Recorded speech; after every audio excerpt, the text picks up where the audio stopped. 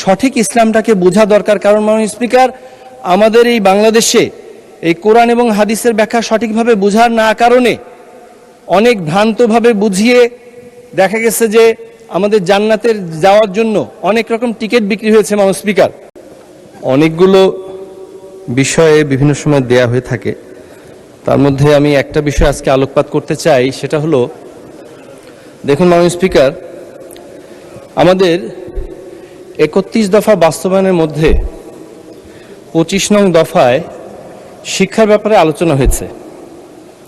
তার মধ্যে need based এবং স্কিল বেসড এডুকেশনের কথা হয়েছে।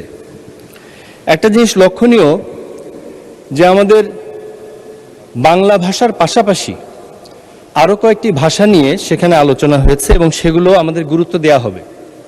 আমি আপনার মাধ্যমে এই মহান সংসদ এবং পুরো জাতিকে জানাতে চাই যে আমাদের দেশে ধর্ম যে ধর্মেরই হোক, তার ধর্মের বিষয়ে সঠিক দিক নির্দেশনা পেতে গেলে তার ধর্মের যে মূল গ্রন্থগুলো সেগুলো সঠিকভাবে জানাটা প্রয়োজন। মাননীয় স্পিকার, আল্লাহ সুবহানাহু ওয়া তাআলা এই কোরআনকে নাজিল করেছেন এবং এটাকে সহজ করেছেন, বহুবার বলেছেন।